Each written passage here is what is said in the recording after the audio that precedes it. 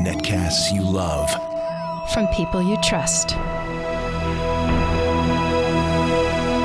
This is Twit. Bandwidth for Ham Nation is provided by CacheFly at CacheFly.com. This episode of Ham Nation is brought to you by ICOM. For more information, visit ICOMAmerica.com/HamNation. By DX Engineering. DX Engineering offers practically everything you need to outfit your shack, plus the fastest shipping in the industry. Most in-stock items ship the same day, Monday through Friday until 10 p.m. Eastern. For more information, visit dxengineering.com/HamNation. And by Rocket Mortgage by Quicken Loans. Home plays a big role in your life. That's why Quicken Loans created Rocket Mortgage. It lets you apply simply and understand the entire mortgage process fully, so you can be confident that you're getting the right mortgage for you.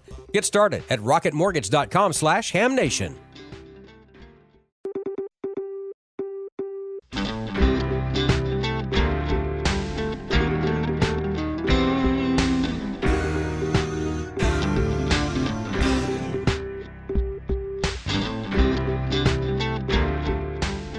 This is Ham Nation, episode number 326 for November 15th, 2017. The world's largest Hamshack. Good evening, everybody. It's K9EID in the Illinois house tonight, and we have a very special program here on Ham Nation, here on the Twit Network, and I'm glad you're tuned in, and call all your good neighbors and friends and anybody that can get on the Skype and check us out, because we have a wonderful story about deers.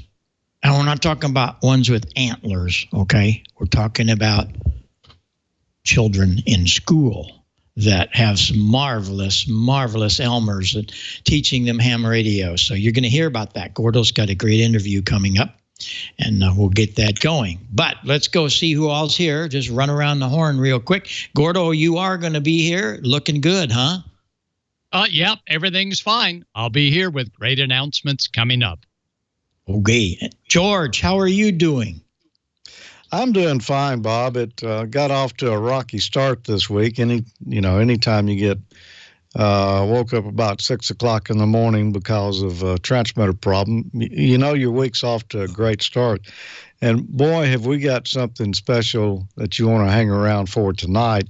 Our friend Dan Van Evenhoven in 9LVS shot a little video of a place that I had seen photos of before, but I've never seen it done with an interview of the owner, and you're really going to like it. It's going to be great. George Ulm, I think he's got probably 55,000 radios. He's got every radio ever made. So please, everybody, pay attention, because this is quite a deal, a huge collection. No question about it, the biggest collection of ham radio in the world. And George has it, and he's on the air with it. You can work him every day. So I'm glad that Dan went up to do that, because that was quite a chore. But our George is going to tell you all about it. But in the meantime, we're going to head back to Gordo, because he's got a very special guest, and what a great subject. So, Gordon, it's all yours. Well, thank you, Robert, Dr. Robert, and I'm very happy to say this is going to be one busy weekend. Now, for those of you near Fort Wayne, Indiana, this is your Fort Wayne Ham Fest this coming weekend, and it's always a great one. Unfortunately, there was a scrub on launching our next Fox satellite. The Fox 1B is going to go up soon, but due to high winds up in the atmosphere, they could not launch it early this morning. And then there'll be Fox 1 Delta, which operates with an uplink that is at 1.2 gigs. So that'll be pretty exciting for those of us on microwaves. But the big deal this weekend, and I know you're a member as well, is Radio Club of America's Technical Symposium on Friday. And that's going to be in Pittsburgh, Pennsylvania. Tim Duffy is the president of Radio Club of America. Radio Club of America is proud to be one of the oldest amateur radio clubs in history, started in 1909. And this coming Friday, they're going to have APCO represented, Antique Wireless Association, Electronic Technicians of America will be there. IWCE will be there. Oh, by the way, IWCE is moving to Florida in March. QCWA, U.S. Navy, cryptographer veterans, they'll all be there. But the big guest, well, actually a member, actually one of the fellows of Radio Club of America, as I am as well, is Carol Perry, WB2MGP. And you know Carol and all she and Radio Club of America does to promote youth achievers. And they have over 100 youth achievers that have been assisted by Radio Club of America. And this coming Friday, Carissa Ferguson, KJ4EZA, is going to talk all about robots and ham radio, and there's a connection. Well, let me tell you, there is a connection between kids and us adults with ideas and how to get them turned on to ham radio. And here's Jim Mayercak, WX8 Juliet. And Jim, thank you so much for joining us. And let's jump right in and learn all about your dream of deer. So if we may, and yes, we're going to return to the CW slide prompt. There we go, first slide. And Jim, I'm going to turn it over to you, and welcome aboard, Jim. Go ahead. Thank you, Gordo. Good evening. Hey, we are the Deers, the Dresden Elementary Amateur Radio Station Club. It's a group of fun kids with various backgrounds enjoying ham radio and making a difference in the hobby and in our corner of the world. Now, and it's a big corner. From a humble start, the Deer School Club began in 2009 with this donated Kenwood station. This is Austin taking the lead and demonstrating how to make QSOs on 40 meters. Now, wow. What a better way to learn your states and the countries than to QSO with hams on HF, sideband, or even PSK. And I'll tell you, the kids take great pride in working DX stations. Now, also, remember, your local hams become instant celebrities on the neighborhood repeater. You should see the kids' eyes when they walk into the room when they come to visit the club. Local volunteer with our club is Larry, KE8HEC. Now, he works with the club members in the VHF station. Larry started coming out to the club meetings with his grandson. Now he's licensed. Now here's some more opportunities. Kids were amazed to talk through an amateur satellite instead of watching TV through it. Simple and free software, good timing, they're hooked. Now this group is working AO51 with a 5-watt talkie and a Yagi. Now later, the ham they were talking to sent them the audio file from the QSO. Then the kids started asking me, can we talk to the International Space Station? Well, to learn and understand what they're doing, we use Gordon West's technician and general class manuals. Science theory becomes in-hand reality. Take a look at Jacob here. He is mentoring the younger 5th and 6th graders. He is the one teaching the Ohm's Law calculations with those handmade pie charts. It sharpens all their skills. Now, we want to make circuit components and design things, and it can be tough. But hey, go to Amazon.com, get a Snap Circuits lab. This Deers member, Caleb, on the right, already had one and became our resident expert and teacher. Here he is in the next slide working with Sylvie, and they're assembling one of the projects. The building is fun, and it's easy, and really foolproof. Now the kids are saying, hey, Mom, can I get one for Christmas? Now, even though the knowledge of Morse code is not necessary in licensing anymore, the kids love to work with it. So why not build an inexpensive code machine from scratch? Look at Elijah here. KE8EYW is taking a spin on his constructed code machine. Now, as funds permit with our club, we build bigger projects. Parents join this group building an inexpensive VHF receiver kit from MFJ. Mom is reading the directions. Her daughter is IDing the parts, installing them in the printed circuit board, and solders them in. Now, How many kids these days know how to solder in components? This is a skill for the lifetime of building. Dad and son can work together, resulting in a proud papa of a son with a successful build that allows him to monitor the local repeaters. This is a handy device in severe weather or just listening to Ham's rag chewing on the local repeaters. Speaking of success, here's Mason, KE8BQL, with his passing certificate on his technician's license. Through study, he is now a skilled contester and is joining the local winning team at WZ8P for sweepstakes coming up this weekend. When one of our members gets their tech ticket, they receive a free VHF talkie courtesy of one of our club donors. This gift gives members a radio that they could not otherwise afford. You got to keep them talking. Donors are vital to the success of our school radio club, and we celebrate and we thank many, many local hams and stores like Universal Radio in Columbus, Ohio, and ICOM USA for making this possible. Hams are giving people. Now face it, kids love their smartphones. Here's Ryan, KD8PIR. He built an interface for his iPad and into a Kenwood HF radio. This is high-powered texting to the world. He was our first Deers member to lecture at the Dayton Hamvention Youth Forum. Here's Tyler, KD8UAY, another one of our members to speak at the forum. And hey, thank you, Carol Perry, WB2MGP, and the Radio Club of America for your tireless promotion of amateur radio with our youth. As I found out back in 2009, and Carol told me, you can start a kids club. Here's this presentation. It was on contesting. In fact, he and another member even won the rookie roundup. Tyler's part of that team at WZ8P contesting this weekend in sweepstakes. And speaking of contesting, the Deers KD8 NOM Kilo Delta 8 November Oscar Mexico has competed in some 11 ARRL School Club Roundup contests. No one sits on the bench with this winning group. Each student has a specific job to perform in the contest, and then they rotate to another position. They might be calling on HF or at times calling CQ on simplex VHF frequencies.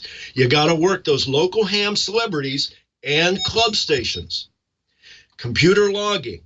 You know, I'm still amazed at how fast those little fingers can accurately type in the information from the QSO.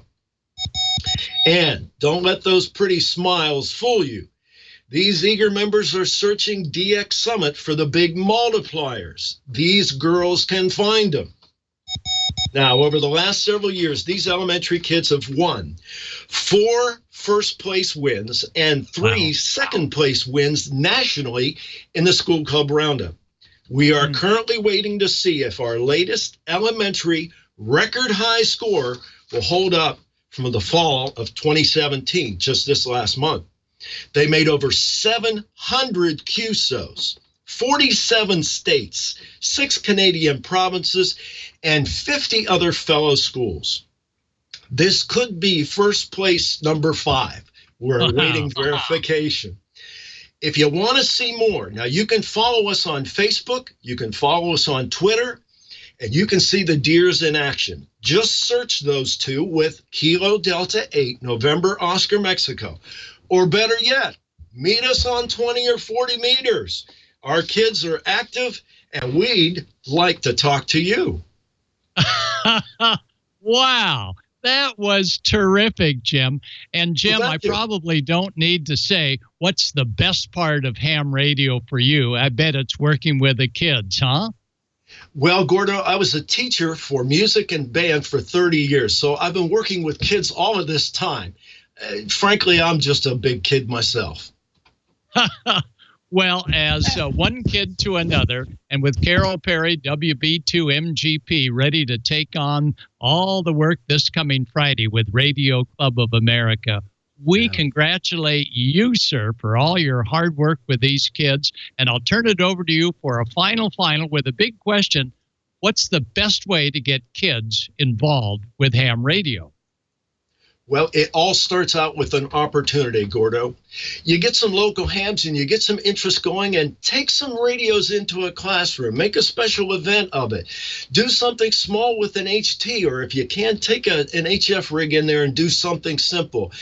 Get them interested in it, and you would be surprised how many kids will say, this is something I can't do with my smartphone. And it goes from there. Well, that's the truth. Yes, well, Jim, by all means, tell us about what we're seeing here. Go ahead. Yeah, this is our page on Facebook, and you can see the kids operating there. Some of those pictures, in fact, you saw tonight. We post when we're going to be on the air, what's been going on. In fact, one of the big stories from last night was the kids were talking with a station, and they didn't realize who they were talking to. And I said, what's that call sign? And they said, it's K3 FBI. I said, look that up on QRZ. And they were amazed. This is the FBI's club station. They were just blown away. And I said, now you got to behave. They're listening to you. Well, that's terrific. Well, Jim, we all salute you on the great work that your entire team puts in. Do know that Carrie Perry with Radio Club of America, and she'll be talking all about, I'm sure, your program and many of the other programs that our viewers and listeners here at Ham Nation can imitate.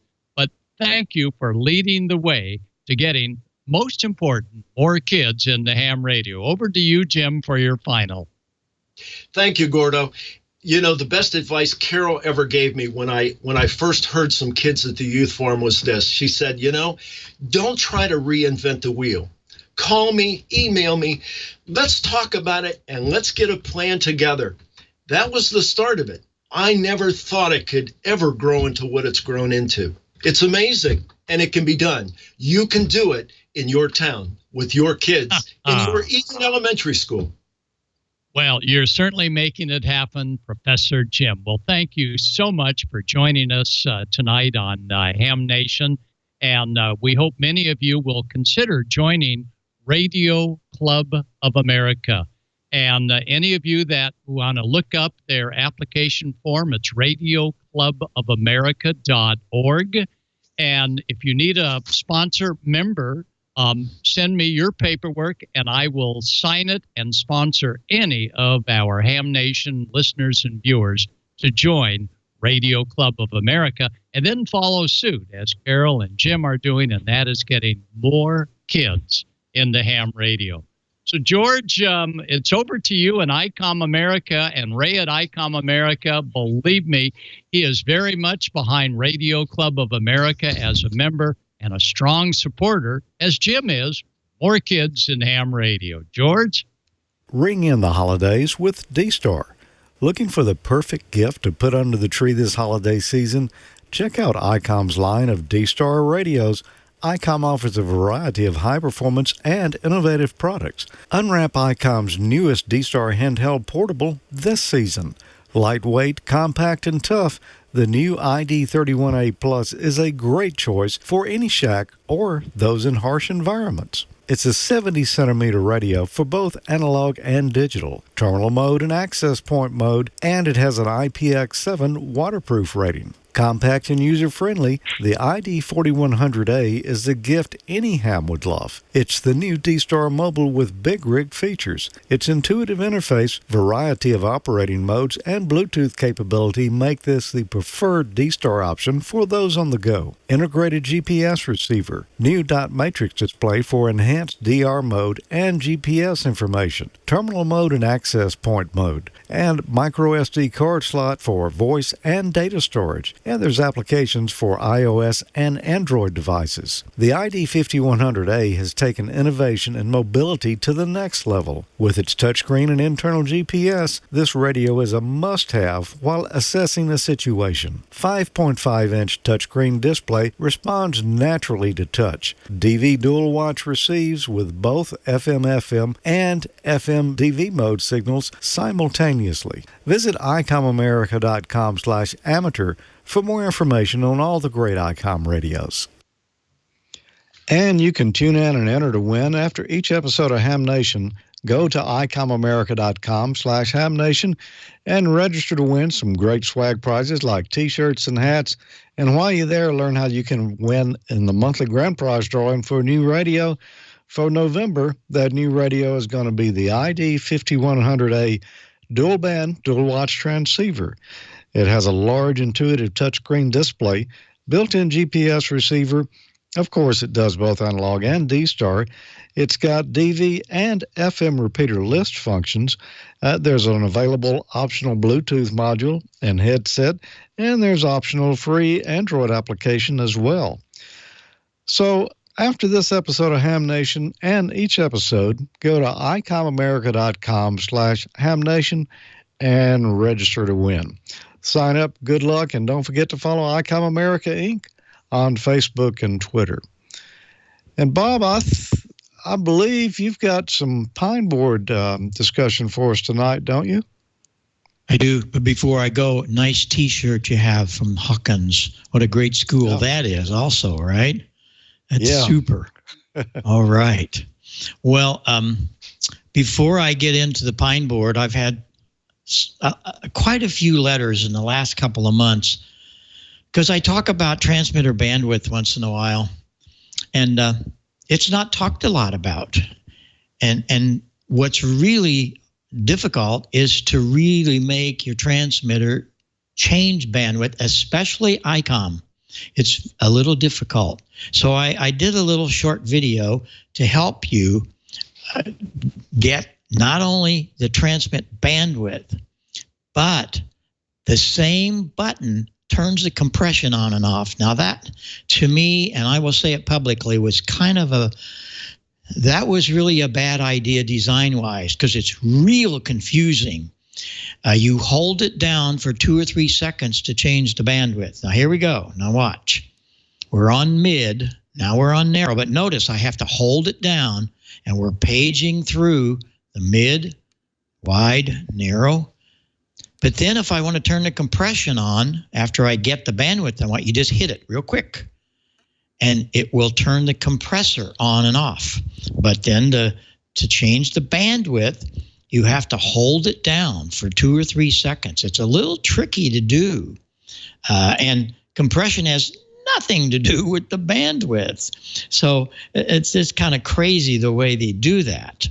But it makes a huge difference. The wide bandwidth on most of the transceivers is 2.9. That's usually the limit of where we do bandwidth today. Yeah, there's some guys out there doing 4 and 5 and 6K wide, but they are taking up huge spots and not paying much attention to their neighbors, and that's not very pleasant. So you want to stay under the 2.9, and that's wide on most all of the transceivers. The mid is sitting at 2.4. 2.4 is really nice. It still has pretty good audio, but 1.9 is the narrow, and that baby's narrow. It knocks off all the low end, but yet a lot of contesters like that because you take that along with our HC4 that rolls everything off under 600 cycles, and you're a spike right down the middle of the frequency. No, you do not sound pretty. You do not sound beautiful, but you are intelligent, beautifully sitting on top of all the pileup with the narrow audio and the narrow filter. So there you go, a little bit of instruction on the ICOM. We'll get into some of the others perhaps at a later date, but I wanted to do that for you because I've had most all the emails I have about that in the last few months have been on the ICOM because it's confusing. That one button does 2 real important things. So there you go. The pine board thing is getting big reviews. The reason I'm telling you this is it's going to be the feature article in QST. We're very blessed and honored, and I thank the League for picking this up. But the reason is that it's bringing a lot of people into building again. And the January issue is the DIY issue, do it yourself. So it's pretty nice to have that there because we're doing it ourselves. But please make sure you understand, and we tell you a lot about this. We're dealing with 150, 200, 300, 350 volts. Just be careful. Respect that high voltage. Respect it. And here are some, I showed you a piece of this last week, and I'm fascinated by what Bill has done. Bill has done his work on this thing. He built the pine board in a vertical situation instead of horizontal, as many have done. This is the front panel with the preamp equalizer, so on. And here's the back of it. This is really pretty work, and it works great. So nice job, Bill. But you see, all of you can put your own design into these things. It doesn't do what we say. We're just showing you the schematics, and we're showing what does work. But here's Bill out there doing his own thing, and it's a really good thing. I'll show you another one next week of Gene's. He put it in a plexiglass box. It's really amazing. Now, I've had a few instances where the guys are having trouble buying the bridge rectifier. You know, we started out with a tube rectifier, and I did that purposely so we could deal with a tube rectifier. But a tube rectifier is only half wave, and George told you all about that. You can go to the website, heilsound.com, page all through the microphone stuff, but down at the bottom is all the pages, and I mean many pages, of all the broadcasts, all the clips, all the diagrams, and a lot of comments. And the tube is a half wave. And we get maybe 1 or 2 watts from the transmitter using that because we're only able to get maybe 150, 200 volts. But if we go into the bridge rectifier, that allows us to have a full wave, and that little baby gets us some nice high voltage and 5 watts of the transmitter. This was the drawing. I've showed it several times, but you can see I have 2 lines out. We have one line that goes to the transmitter. It's right here. This guy right there. That line. Let me put this down. This guy right here. This gives us the top line is 350 volts out. That is the transmitter line right here. The preamp is still getting its low voltage of about 150 to 80 volts. So now you have a separate line running to each, but they're different voltages, and the transmitter doesn't meet the filament you had. But this is the solid state rectifier. Now, where do you get it? That's been a little situation because in the beginning, one of the companies we suggested, they no longer carry it. But by golly, Tubes and More, they have it. And there is the number of it, P-QBR-34. And that's the solid state rectifier. It's 4 diodes in one little encapsulated box. How cool is that? And one other thing that we need to talk about in that is that transmitter will now do a full 5 watts out with the higher voltage of that bridge rectifier. And I had one other guy, and you can go see all of this at the website, heilsound.com, down at the bottom. And this is such a great drawing that Gene did, and it gives you all of the layout of the transmitter. Very well done. And this, again, you have to pay attention, is going to have the higher voltage on it. So just please respect that higher voltage because it is there, and just have to make sure that you take care of that. And last but not least, Antique Electronic Supply have now put all the kits together. There's 3 of them. You order the mic preamp, you order the power supply, and you order the transmitter. And here are the part numbers from Antique Electronic Supply. And they all have separate numbers, part numbers. And if you order the P-BH-MP, you're going to get all the parts for a mic preamp. You want the transmitter, it's P-BH-PBAMT. It's pretty easy to figure out what these things are. They did this to make it easy for their salespeople. And the power supply is P for Pine Board, B for Bob Heil, - power supply. And that will get you all of the parts. There's a couple of the parts that they don't have, but we've told you before they are available. You go to the internet, you can get just about anything, but usually Mauser will take care of that. But there are the setups of all of the searches that they have for the mic preamp, the transmitter. They even have the field strength meter, that very, very first thing that started me on all of this, and the power supply right there on the website. So, and it's just such a wonderful, fun project.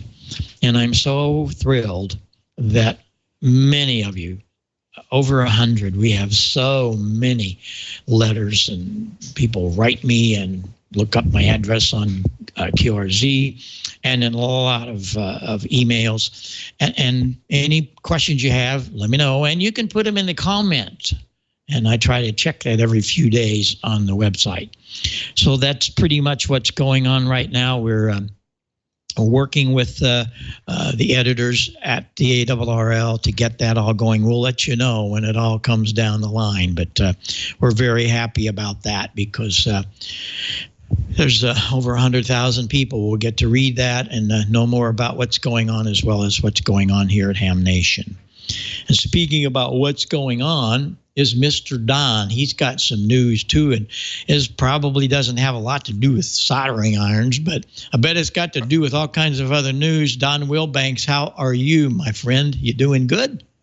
I'm good. It's good to be here, Bob. Good to see you. The Pine Board is just absolutely amazing. But before we get into the news of the day, I want to tell you a little bit about DX Engineering. No matter whether you're using the Pine Board that you're building yourself, or you're using a QRP rig, or you're using one of those big 5-figure mega transceivers from Kenwood, ICOM, or Yaesu, one thing in common with all of those, whether it's your little QRP rig or it's the big 100,000 watt WTWW shortwave that a lot of people are listening to us on right now, 100,000 watts on 5085 and 12.105, the one thing that ties it all together is the antenna.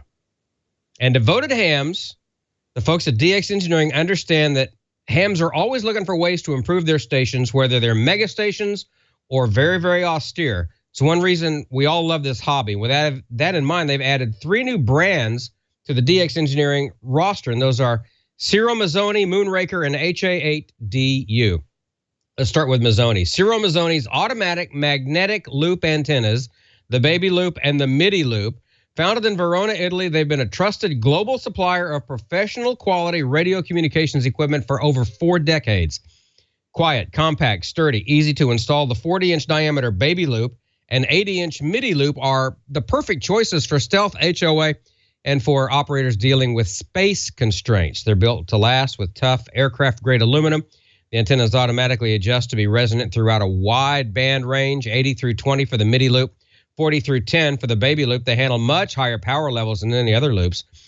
Frequency information is directly transferred from your radio to the controller. Then the antenna tunes automatically to the current frequency. Manual tuning is also available using the controller's analyzer. Amazing. Now, back in 1978, Moonraker came onto the scene. Moonraker has grown into the UK's largest manufacturer of amateur and scanner antennas and accessories. You want to check out the Moonraker SPX 100 9-band plug-and-go antenna. It's a 10-section, 50-watt telescopic whip that collapses to just 47 centimeters and can fit neatly into your suitcase for HF portable work, or you can use it at home or away. Featuring band coverage from 80 to 6, It comes complete with 3/8 by 24 thread with the PL259 and all the BNC adapters you're going to need. Also available is the Whiz Whip. It's a 10-watt, self-contained, all-band, 51-inch telescoping whip antenna with an integrated tuner. The Whiz Whip lets you transmit from 3.5 megahertz to 450 megahertz, freeing your rig from coax cables, mounts, tripods, masts, and trees. And it gives you great performance with no ground required. The Moonraker Compact QRP portable Whiz Loops are available with 20 through 6 meters or 40 through 10 meter coverage. They're perfect for attaching directly to your FT817 or any other QRP receiver. You could probably put that dude on a pine board if you wanted to. I bet you could. DX Engineering now offering the T and L type antenna tuners from HA8DU. HA8DU antenna tuners are solidly built. They give you exceptional quality switches, capacitors, inductors, and other components for reliable high-power operations, perfect for contesting or normal QSO. The tuners are designed to optimize the performance of your antenna and transmitter by providing adjustable impedance matching. You can get them in automatic or manual tuning. They deliver 1.8 to 30 megahertz coverage. They provide smooth tuning and a rugged, reliable, and attractive unit that will make a long-lasting addition to your station. And DX Engineering, you know this ships faster than anybody else in the industry. If you place your order by 10 p.m. Eastern Time, most orders are shipped the same day. With proven products and expert advice, DX Engineering is helping you shrink the globe. Request your catalog or shop online 24/7, 365 at dxengineering.com, and we thank them so much for their support of Ham Nation. Now, as Bob said, let's go ahead and get into the news of the week from Amateur Radio Newsline. From Amateur Radio Newsline Report number 2089, these are the Ham Nation headlines for Wednesday, November 18th, 2017. A team heading to Baker Island for a de-expedition in June just received a major boost. The team of 11 people will be heading to the Pacific, to the small island located between Hawaii and Australia for the first time since 2002. Like most de-expeditions, the expenses for the trip are extensive. Any large, faraway place requires a lot of money because it's a long sail from anywhere. The cost of the trip is in excess of $430,000. Team members are paying for about half of the cost, while the other half must come from contributions from individuals and foundations. A major donation was just announced last week by team leader Don Greenbaum, N1DG, on Ham Talk Live. We've applied to the Northern California DX Foundation for support, and they let us know this morning that we will be receiving a grant of $75,000. For more information about the KH-1 Baker Island de-expedition or to make a contribution, be sure to visit baker2018.net and their Facebook group. Your contributions are needed and appreciated. Reporting for Amateur Radio Newsline, I'm Neil Rapp, WB9VPG in Bloomington, Indiana. Here's a report on the recently concluded Jamboree on the Air. With over 12,000 locations registered for Jamboree on the Air and Jamboree on the Internet worldwide, including an astonishing 990 from the United States, we need reports from all of those locations to determine the number of scouts, amateur radio operators, and guests in attendance. Here's a couple of great reports we've received so far. William Mitchell, W0WMM, from their station from Woodsmoke in Gibson Island, Maryland, reports that the scouts enjoy DXing and making contacts with Spain, Argentina, Brazil, and the UK. The highlight of the event was when they talked to scouts on the nuclear submarine Savannah in the Baltimore Harbor. Jeremy Brown, KA7BIF, with the K7MVA activation from the Snake River Boy Scout Council in Twin Falls, Idaho, reported that this was their first time doing JOTA and that they had a blast and can't wait till next year. With the local council's help, it was a success, and we helped 22 Boy Scouts earn their Radio Merit Badge. For more information and to file your JOTA report, please visit www.k2bsa.net. For Amateur Radio Newsline and the K2BSA Amateur Radio Association, this is Bill Stearns, NE4RD. Finally this week, it's a given that when Pope Francis has some big questions to ask about life and the universe, he looks to the heavens. And that's just what he did on October 26th. In fact, he got some answers. Only this heavenly exchange didn't come from the source you might imagine. The pontiff got a chance to chat via a satellite feed with the 6 astronauts on board the International Space Station, and his questions were understandably tough. Like the rest of us, he was seeking to understand humanity's place in the universe. But these were challenges that space travelers such as Paolo Nespoli, IZ0JPA, and Joseph Acaba, KE5DAR, could only take a stab at from a scientific point of view. NASA's Randy Bresnik, the Expedition 53 commander, told the Pope, however, people cannot come up here and see the indescribable beauty of our Earth and not be touched in their souls. With this exchange, Pope Francis became the second pope to speak with the astronauts, following Pope Benedict in 2011. Paolo, of course, did take the opportunity to make a kind of confession. Humbled at not knowing all the answers to the Pope's questions, he said, quote, "Our aim here is to spread knowledge, but the more we learn, the more we realize we do not know," end quote. So together, they will all continue to look to the heavens. For Amateur Radio Newsline, I'm Mike Askins, KE5CXP. For the rest of this week's Amateur Radio News, please listen to the full Amateur Radio Newsline report online, on a repeater near you, or on shortwave radio station WTWW at 9930 and 5085 kilohertz. And that's all from the Amateur Radio Newsline, your independent source for amateur radio news for 4 decades and counting at www.arnewsline.org. With Neil Rapp, WB9VPG, Bill Stearns, NE4RD, Mike Haskins, KE5CXP, Karen Eve Murray, KD2GUT at the news desk in New York, and our news team across the globe. I'm Don Wilbanks, AE5DW. 7-3. We'll see you next time here on Ham Nation. Now, here's the solar update with Dr. Tamitha Skov. Solar activity remains elevated this week with pockets of fast wind keeping us up at active conditions, and a new region rotates onto the Earth-facing disk, giving amateur radio operators something to smile about. Those stories and more in the news this week. Solar activity remains elevated this week. We're dealing with a finger-like coronal hole that has rotated into the Earth's strike zone. It's only sending us a small pocket of fast wind, but it's enough to keep us up at active conditions, which should keep you aurora photographers happy. We also have 2 more small coronal holes that will be sending us some more small pockets of fast wind. Once again, will probably keep us up to active conditions easily through the next week or so. But the big news is region 2687. It's a new active region that's rotating into Earth view right now, and as promised, it is raising the much needed solar flux for you amateur radio operators. We have now bumped back up into the marginal conditions, so you should enjoy some decent radio propagation here over the next 2 weeks. Switching to our M-flare threat meter, you can see we're still extremely quiet when it comes to X-ray flux and therefore also the solar flux. But back on the 12th, we saw a little bit of a rise. That was from region 2687 that has rotated onto the Earth-facing disk. We've even popped a couple C-class flares because it is showing a little bit of activity. And of course, I'm having flashbacks to region 2673 that gave us all those X-class flares. But right now, the region looks to be reasonably quiet, so we're not looking at it as being an M-flare player, but it is giving us that much needed solar flux for you amateur radio operators, so we're back into marginal conditions and you can enjoy some propagation. Switching to solar storm conditions, you can see the last time we actually had a big solar storm was back on the 7th. That was from that huge coronal hole that gave us a lot of fast wind. Things didn't die down till almost the 11th. Now we're sitting in active conditions from the second part of that coronal hole. It's the second finger that's kind of caught us here.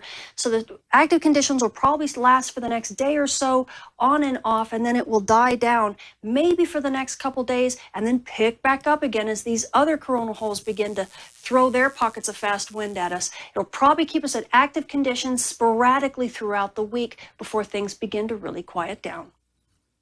Switching to your solar storm conditions and aurora possibilities over the coming week, we are dealing with the fast wind from that coronal hole we've been dealing with for about 2 weeks now. This is that second finger of fast wind that's coming, and it's bumped us up to active conditions, but almost sporadically. NOAA's giving us at high latitudes about a 20 to 30% chance of a major storm. At mid latitudes, we're only looking at about a 5 to 15% chance of a minor storm, but this should kind of go up and down through the rest of the week as we have other pockets of fast wind that will be hitting us from these other coronal holes. So we could easily bump up to storm conditions, and we'll have to kind of watch it very carefully to see what the Earth's magnetic shield is going to do.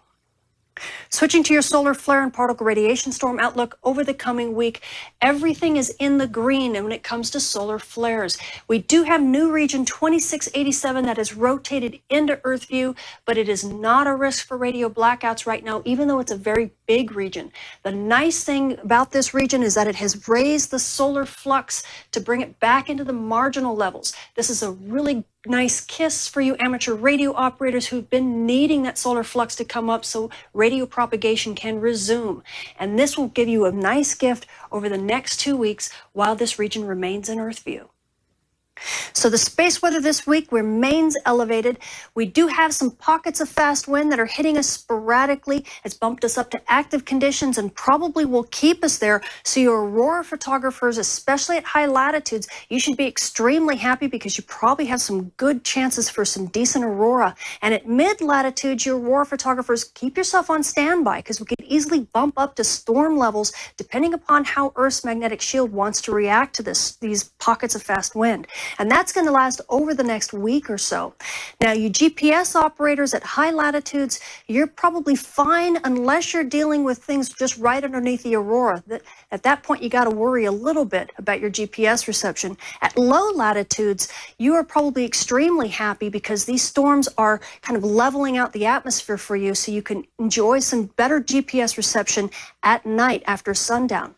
Now, you amateur radio operators should also be pretty happy because we have region 2687 that's now rotated onto the Earth-facing disk and is giving us some wonderful and much-needed solar flux that is going to keep us up at marginal conditions and allow you to have some decent propagation easily over the next 2 weeks. I'm Tamitha Scove. Thank you for watching. Always great information from Dr. T. We are so, I say this every week, we're so fortunate to have her in our Ham Nation family and just in ham radio, period. And you know, George, seeing her lovely red blouse, smock, whatever you want to call it, top, I don't know. It's a shirt to me, but whatever. And all the green on her charts has put me in the Christmas mood, George. It really has. And right now, if you want to go listen to WT, well, not right now because Ham Nation is on, but WTWW Shortwave is having their Christmas music programming. They switched into Christmas music, and Ted Randall emailed me and or texted me and said they're also doing their decorated vintage radio contest. I believe that's what he called it. Let me check the doobly-doo here real quick. Yeah, started Christmas music on WT and the vintage decorated radio contest.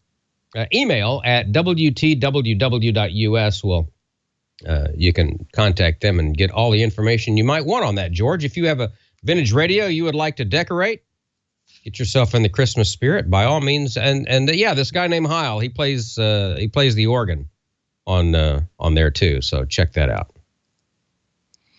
Okay, Don, sounds like big happenings there up in Tennessee.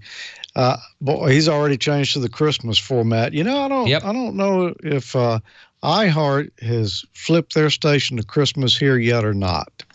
It's about that time of year when that happens, but I try to avoid that. Yeah, it's nice to have music on shortwave, though. You know, we didn't have anything there for so many years. It's nice to be able to tune in and hear a few tunes and what they sound like over shortwave radio. Well, Don, I have something really special tonight. Our friend Dan Van Evenhoven, N9LVS. You remember Dan? He's our wiki master. He does all the Ham Nation show notes. He does them for Amateur Logic and Ham College as well, and keeps all our show notes up to date on the wikis there, so you can find out what happened in what episode. Well, Dan made a little trip. He's in Wisconsin, but he went to visit a guy that there's a chance you may have seen this shack before. All I'd ever seen of it was photos. So it was good to see a little video and an interview with George Ulm, W9EVT in Washington Island, Wisconsin. And let's take a look at that. We decided to make a quick little trip up to Door County to visit the home of George Ulm, W9EVT, and these are some of the highlights from that trip. George lives with his wife, Susan, on Washington Island in Wisconsin. which is at the tip of the Wisconsin Peninsula, which is quite secluded. The closest freeway is almost 100 miles away. But boy, is it worth the trip. George has one of the largest radio collections in the world, and a lot of one-off radios. So let's take a look. This is George's main operating station, which includes a Flex 6300, an IC 7800, an IC 7300, a Ten-Tec Orion 2, a Ten-Tec Omni 7, and a Heath SS 9000. The radio that caught my eye was the blue radio, the Hilberling PT 8000A, a German radio, which is a one-off. This is the view looking up from the main operating station, and most of the equipment you see here is fully functional. Looking back from the main operating station, this is what you see, a virtual history of radio, some dating back to pre-World War II. So let's let George show us a little bit of his collection. This is the first pad adapter, 1937, by National, and this is their first regenerative receiver. And Carl and I were talking when I was about 8 years old, Carl says, get on the telephone and call National. And they connected me to a man called Millen, left National and went into business making his own equipment. And some very excellent, I have most of it here, the Millen equipment, but he's when I talked to him, I said, I read an article that you are going to, in your next receiver at National, are going to have a meter in it, an S meter. He says, that's true. And he says, in fact, he says, I'm looking at my desk here. He says, I have 2 prototypes here. And he said, we're trying to decide which one to use. And we talked about it. He says, yes, it'll probably be in our next radio. And when he said, who are you with? I'm with Carl Hassel. Oh, Carl's with you. Let me talk to him on the phone. And a week later, I received in the mail the first S meter that was ever made for a radio, except maybe people did on the side. It's in a wooden cabinet that they made, and it plugs into a National.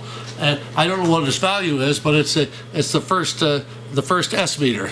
That's very cool. And the only reason that I got it is because I knew Carl, who was the guy who helped set up all the frequencies with Hiram Percy Maxim, and also I sat with Carl, I would say 5 hours a day for 4 years.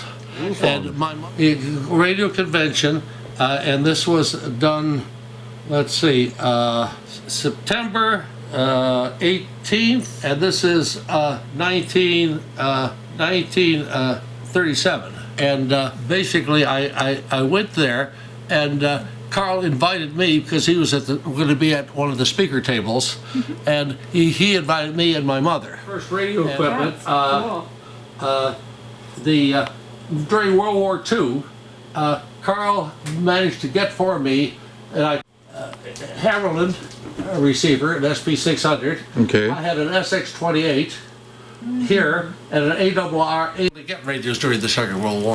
A lot of these things were made for the government for things, but I have another one here that has a meter in it, but this is the original. The other one that I had, and I think it originally cost about $400, $400 or $500, which is in those days triple the amount of money now. And I had a Texan that offered to buy it for me for $2. I bought 3 75 A4s, and here they are on this side desk. See? And he says, I'm giving them on Monday morning. I'm giving them to our lab, and I want them to come up with a radio that is better than the 70. They got 3. They put it on sale for $1,000. It cost Hallercrafters close to $1,500 to make it, and they sold it for $1,000. And they still, 20 to 1, people still bought the Collins and not the Hallercrafters. In other words, Hallercrafters, you could get a radio for $38 during World War II, and they came up with a whole new company called Echophone, because when they sold it, they took the transformer out of it for 115 volts, telephone, and she would answer on the phone, Echophone, and they were expecting sometime a call from a lawyer saying, hey, you've just electrocuted my son, or whatever it happens to be. And Oh, by the way, these Millen. This is a 1939 model here of an antenna tuner of Millen. Here's a BC610, and they said, we understand you know more about military equipment than anyone else. And they said, could we hire you? And they came up with some of these IBM sheets, which is said like on one of the sheets, maybe 3,000 items. And one was 25 of them, one was 100 of them. And he said, what's an SCR 299? I said, that's a 10.5 truck with a motor generator on a trailer. It has a BC610. It has a Ham SX73. Oh, okay, yep. But I don't think there were hardly any ever sold, because I think they ran about $7,000 at that time. No, back during World War II, 7,000 was running a rifle range and a pistol range in Eastford, Connecticut, a camp for boys. And it was connected to the school that I went to in Chicago, which was called Chicago Latin.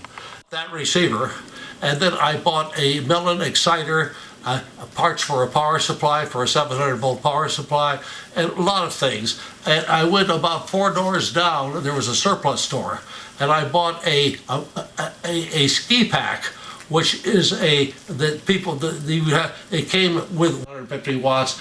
I bought the transformers for a power supply. I bought a microphone. I bought a number of things, and we unpacked all the stuff from new and packed it loosely into this canvas cover.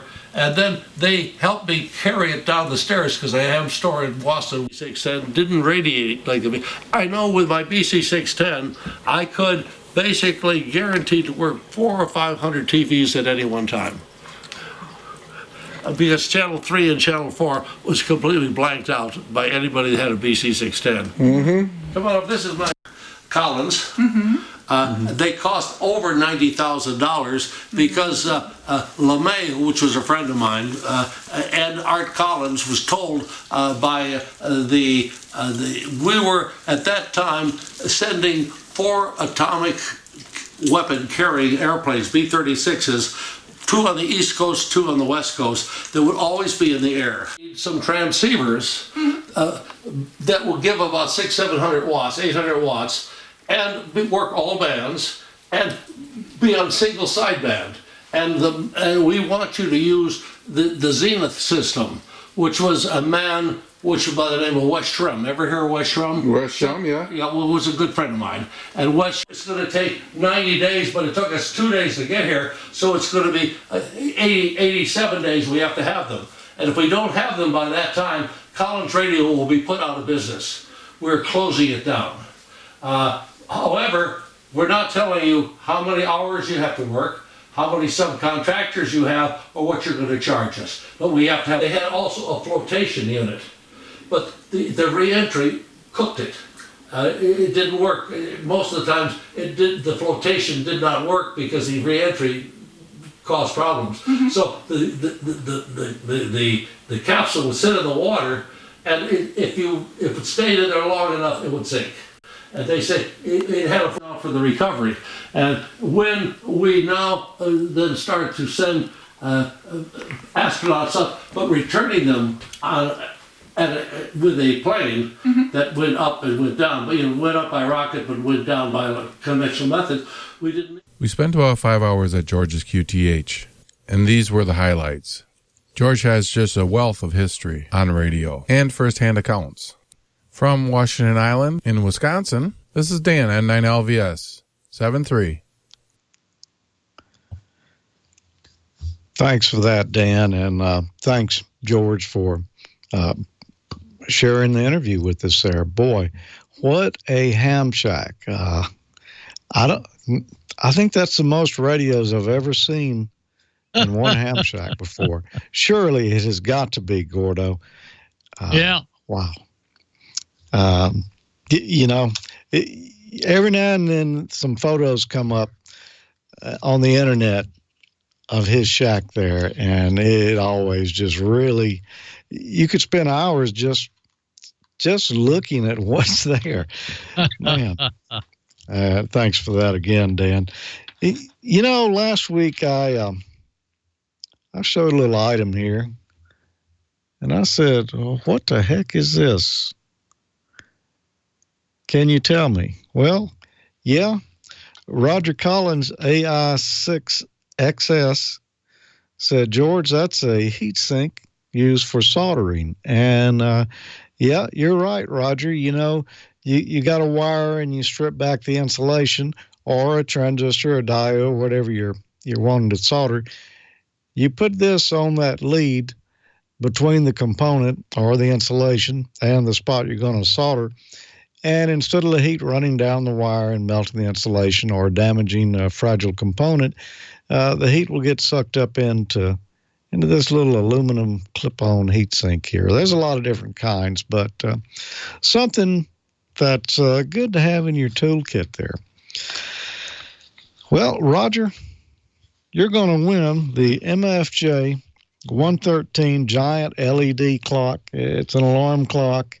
Displays both 12 and 24-hour format. Take your pick.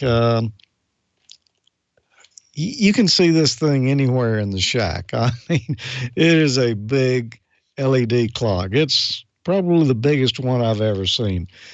So what are we going to do next week? Well, I've got another prize right here.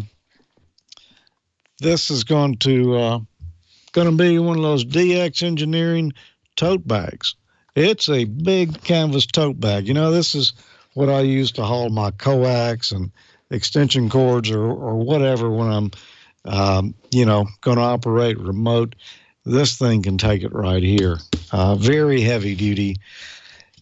And let's see, I guess we're going to ask a question out of one of Gordo's books here. And it's going to be the Gordon West Extra Class FCC Element 4 Amateur Radio License Preparation Manual. Gordo, he flagged all of these questions here for me, and it's even got highlighting on the inside there so that I will automatically go to the best questions to ask you here. And we've got a good one this week. I got one of these things here. This one's yellow. You see a lot of black ones or even red, different colors in kits. You'll see them in Ballons, maybe a little bigger in a Ballon. It is a toroid inductor. And the question is, what core material property determines the inductance of a toroid inductor? Is it thermal impedance, resistance, reactivity, or permeability? What do you think? What determines the inductance of this ferrite core right here? You think you know the answer to me, or you think you know the answer? Send it to me. hamnationcontest@gmail.com, and you might win this DX Engineering tote bag. Someone's going to win it. Might as well be you. All right, we're going to be back in just a few moments for the chat room. But first, Don has some important information about saving some money on your mortgage. That's right. A mortgage is something that everybody needs, but they can be very, very confusing. And this episode of Ham Nation, by the way, brought to you by Rocket Mortgage by Quicken Loans. Quicken Loans figured out that the mortgage experience wasn't keeping up with the times. It was dated. It needed a client-focused technological revolution. That is exactly why Quicken Loans created Rocket Mortgage. Rocket Mortgage gives you the confidence you need when it comes to buying a home or refinancing your existing home loan. It's very simple. It allows you to fully understand all the details and be confident you're getting the right mortgage for you. And that is key. It's convenient. Their trusted partners allow you to share your financial information. With Rocket Mortgage at the touch of a button, it's very powerful, whether you're looking to buy your very first home or you're an old hat and it's your 10th mortgage. Rocket Mortgage is able to perform thousands of calculations in seconds. And based upon your income, assets, and credit, Rocket Mortgage will analyze all of the home loan options for which you qualify. and find the one that is just right for you. Rocket Mortgage by Quicken Loans. Apply simply, understand fully, and mortgage confidently. To get started, all you have to do is go to rocketmortgage.com/hamnation. rocketmortgage.com/hamnation. Equal housing lender, licensed in all 50 states. NMLS ConsumerAccess.org number 3030. And Rocket Mortgage, we thank you so much for your support of Ham Nation here and Quicken Loans. Rocket Mortgage, good stuff. Amanda, we missed you last week. We understand you had some family obligations and some birthday stuff going on. Hope everyone had a good time, but we're so happy to have you back. Well, thank you. I did. And I can say this on here. I couldn't say it on Facebook. My sister called off a few days to sneak here to Colorado to give my mom a happy 65th birthday. So I know. Isn't that nice? So I couldn't post any of it on Facebook. It was pretty quiet, but it was a fun birthday party for my mom, and she truly enjoyed it. So, and we served jambalaya. Can you believe that? Really? Wait, now. Yeah. Now, do you know how to? Where did you get? Tell me about this jambalaya, because Colorado don't know nothing about no jambalaya. I can guarantee you that. Where'd you get it? We don't, and I had to make it a little bit Yankee-ish for Jeff because ketchup is hot for him, but it was still had some spice in it. I love my Tony Cashier's Louisiana spice. Sashery. Thank you. See, Tony of course. Sashery. Tony Sashery. I failed. Sashery. Okay. A few tablespoons of that in there. Yeah. Don't take much. Doesn't take much of Tony's. Andouille sausage, is that how you say it? Andouille sausage. Okay. Andouille, yeah. The L's are silent. Andouille, yeah. All right. Andouille. Well, I tell you another great. If you want to make good gumbo or jambalaya and you want to do it from a box, no matter where you are in the country, go get the Zatarans. Zatarans. Zatarans. They're not a sponsor or anything. It's a good. It's the locals use it. The New Orleans locals and the Cajuns, they use it. So it's just like Tony's. Well, Tony's. We'll have to try it out sometime if you can even find it in a grocery store here. All right. You can. Let's get to the announcements. First of all, I just wanted to say hello to Audrey in Georgia, who's watching KM4BU, and she's my hero. 13-year-old girl, bright as can be, was out making contacts this weekend, talked to Tanzania on Whisper, 1/10 of a watt, you guys. She's a pro. Wow. Other announcement this weekend, I was called out for an Aries supporting search and rescue mission. We had to take out our quick response vehicle, and it was successful. There's a 54-year-old missing woman in a very remote part of our county, search and rescue. Well, actually, Flight for Life found her at 9:15 in the morning. It took another 5 hours to get her out of the area she was in, but she was okay, just tired and hungry. That was a successful mission. And we played a great role helping with handling a lot of communications between search and rescue. Whether you know it or not, when Flight for Life is above you, they can't just talk on a DTR 800 megahertz radio back to an incident command. So they kind of need interaction there, and we were helping relay those messages. So way to go, us. One other announcement. I don't know if you guys know this. I just found this out today. We all know who Hedy Lamarr is from the 1940s, who came up with the use of spread spectrum and frequency hopping. They're doing the movie on her, and it's coming out. Yeah, it's coming out in like a week or so, and it's really going to be focusing not about her Hollywood role, but about her inventions and how she was kind of blown off because she was too pretty.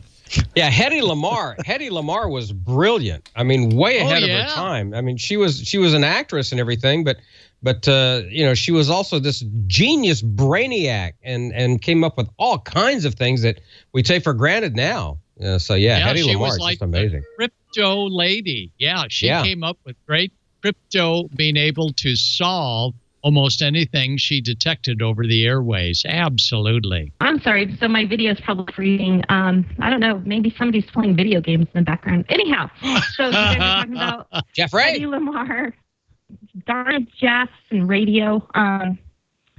Let's see. Where am I? The question. Okay, Gordo, this one's for you. Y guy in the chat room said he was looking through the DX Engineering ad, and he saw some really humongous prices on some antennas, especially like the loop antennas. tell us why they're so expensive. Is there some major engineering and production and design that go into them that make them that costly, and that's why they're worth it? Well, I'll go half, and then I'll turn the other half over to the other yellow shirt guy, Don. But yes, loop antennas are quite amazing for their small size, yet their capability with a very high Q, a quality factor of putting out a reasonable signal.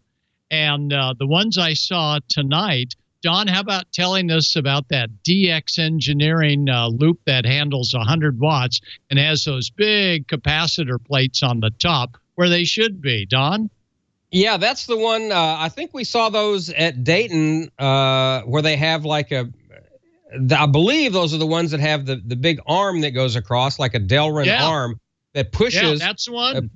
Pushes it. Yeah, instead of actually having a variable capacitor at the bottom, or a vacuum type capacitor, they actually have these large plates at the top, and they are mechanically spread apart and together for the tuning. And so, you've got a lot of engineering that goes in there, and you've got those linear actuator motors that go in there for those particular ones. And they can be. I mean, there's a lot of engineering in there, and so you're paying for the R&D for that for sure. But they're amazing performers. They really are. There you go. There's a good shot of one. And boy, that was a showstopper at Dayton. Yeah. But expensive. Yeah, sure was. Probably a couple grand, I think, but all worth it if you're in an HOA and you want to get a reasonable signal out on HF.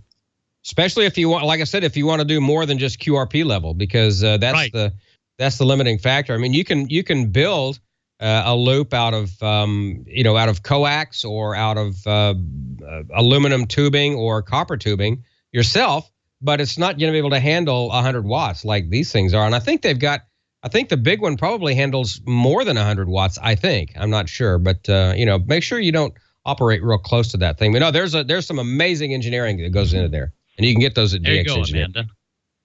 Well, thank you for that explanation. I really appreciate that, and I think the chat room does too. Kind of gives you a view of why you're paying so much for it. You're really getting some quality. All right, the next question, this one's kind of an interesting one. People were talking in chat. Gordo, I'm going to send this to you again. Do you remember hearing about the Russian woodpecker noise on maybe 40 meters and how invasive it was to all of the hams here?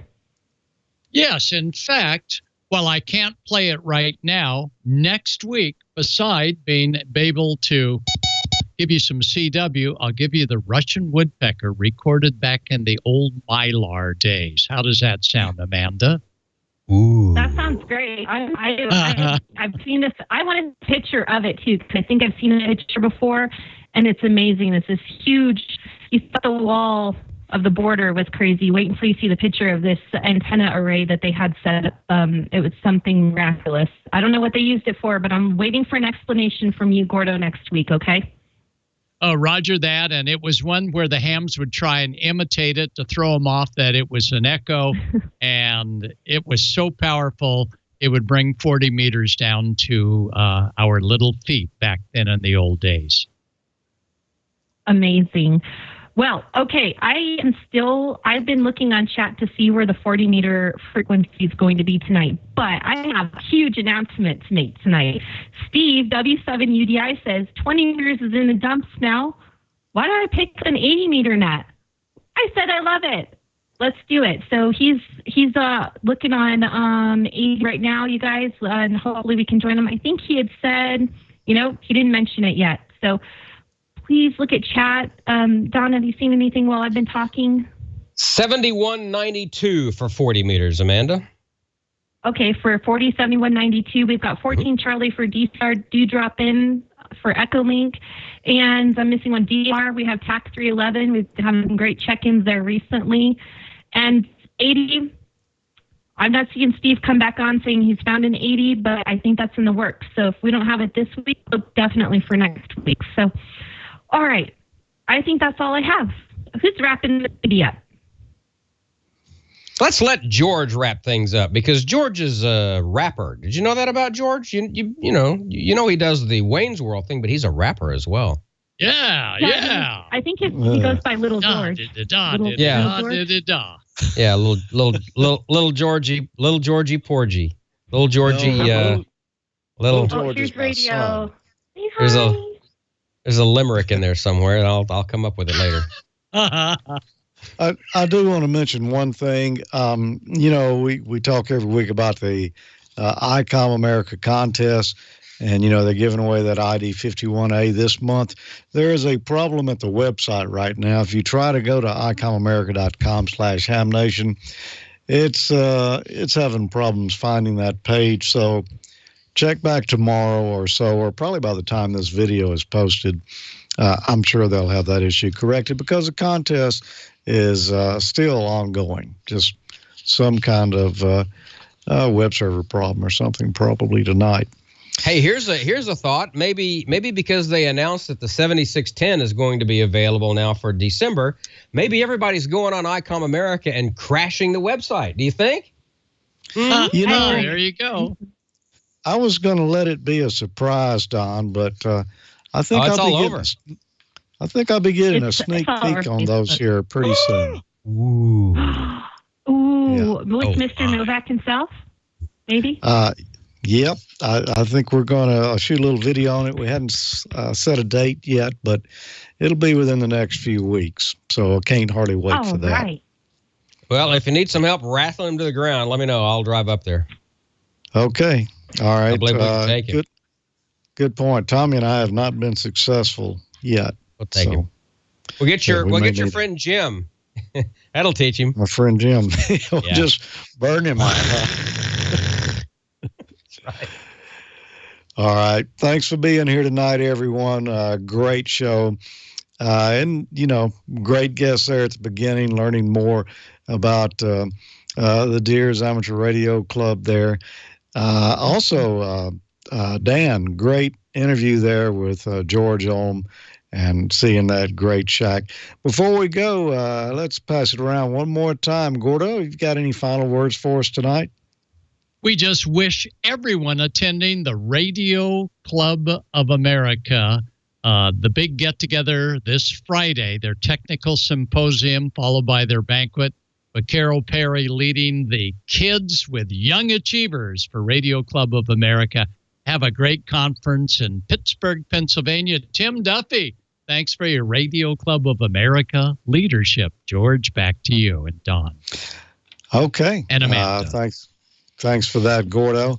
And, great organization. I may have to go look into joining that myself. I didn't know what the qualifications were, but if you'll sponsor me anyway, I guess I could get in. I will. Don, you're in. Any final words?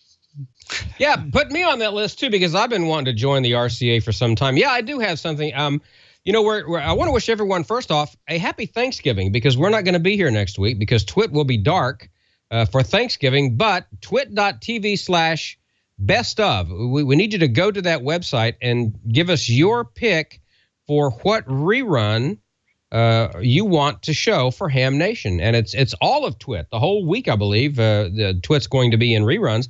But go on there and tell us your favorite episode of Ham Nation, or just if you have other favorite Twit shows, go down there and tell us what your favorite episode is from the past year. And the most popular one that gets the most votes will be the winner and will be the one that is shown. So while we're taking Thanksgiving off, you can still enjoy your favorite episode of all of the Twit shows in general and Ham Nation in particular. That's twit.tv/best-of. And happy Thanksgiving, everyone, because we won't be here next week. And Don will be on the air a week from tomorrow, Thanksgiving Day, from the Blue Pacific Beach of Southern California. Yeah. Chip K7JA, Janet, Susie, and Gordo, and Pat from ICOM America. We're going to be on the air 28.333 Beach Portable. Tune us in, Ham Nation viewers. We'd love to hear you all day, a week from tomorrow, Thanksgiving Day, 28.333. That's your annual road trip. Amanda, anything for you tonight? Yes, thank you for reminding us for the best of. When I got hung up on, it was next on my list and I skipped over it. So appreciate that. Second, it looks like they're going to try 3890 for an 80-meter net tonight. kind of an inauguration for it this year. So give it a try, everyone. That's all I have. Thanks for watching. Happy Thanksgiving, everyone. Yeah, that problem might be that frequency may be a little bit of a problem because the AMers are on 88, 85. It's only 5 kilohertz away. And if you're going to try to operate lower sideband on that frequency, I don't know, that might be kind of tight, huh, Gordo? Yeah, be careful. You stray into someone else's 75-meter spot, and you be toast. So best, definitely. And don't go upper sideband. No. Yeah. Not a good idea either. All right. Well, cruise up and down the band and see what you can hear, and maybe you'll hear them operating somewhere. But let's not interfere. Roger that. Go up, not down. Yep. All right. Sage 7-3, advice. everyone. We'll see you back here in 2 weeks. Good night. Happy Thanksgiving, everyone. Good night. We love you.